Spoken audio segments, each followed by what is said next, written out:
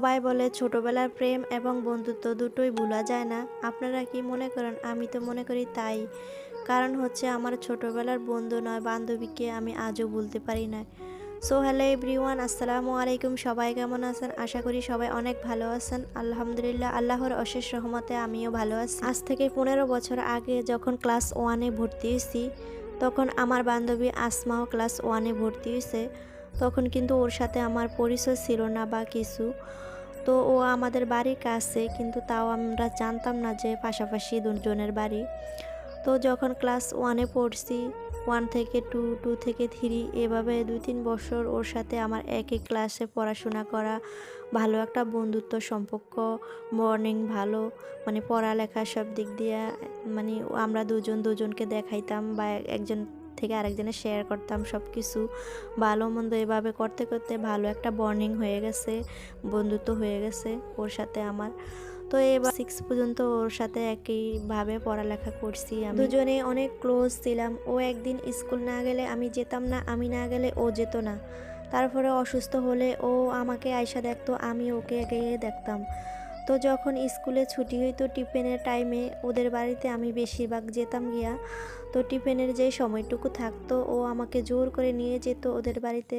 তো দুপুরকার লাঞ্চ খাওয়াইয়া তারপরে ওদের বাড়িতে আবার অনেক ফল টলের গাছ আছে, দেখা গেছে পেয়ারা, তারপরে বড়ই, আম, বিভিন্ন প্রকার ফলের গাছ আছে। তো ওগুলা ও গাছে ওইটা পায়রা দিত আর আমি নিচে বসে বসে লবণ মরিচের গুঁড়া দিয়ে খাইতাম। মানে খুবই এনজয় করেছি ওই ছোটোকালের দিনটা ওর সাথে। খাওয়া দাওয়া মজা করার পরে আবার স্কুল ব্যাক করতাম।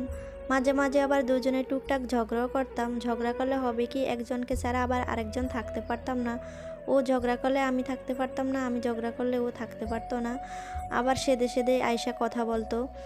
তো যাই হোক, সব কিছু মিলিয়ে জিলে আমরা দুজনে খুব হ্যাপি ছিলাম। তো ওরা আবার 2 বোন 3 ভাই, ওর ভাইরা বিদেশ থাকে।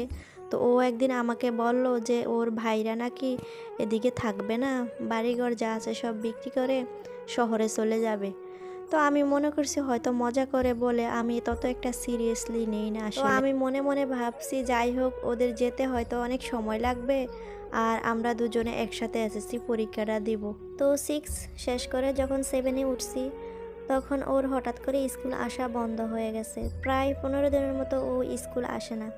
তো আমি আমার অন্যান্য ক্লাসমেটদেরকে জিগাইতেছি যে আসমা আসে না কেন। তো ওরা বলতেছে আসমা বাড়িতে নাই, আবার ও আর আসবে না। মানে এটা শুনে আমার খুবই একটা কষ্ট লাগছে, যা বলার বাহিরে। এই মিনি, তুমি খাড়ের পুইটা কি করো? হ্যাঁ, ও ভাত খাইতে বসছে, আমার ছেলে ওরে ডিস্টার্ব করতেছে। তাড়াতাড়ি খাও, তাড়াতাড়ি খাও। এই মিনি,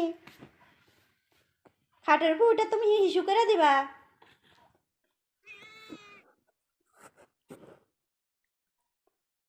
খাটের পুইটা তো তুমি হিসু করে দিবা।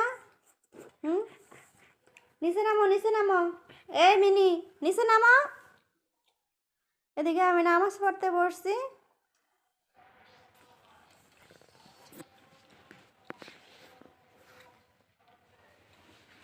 খাও খাও খাও,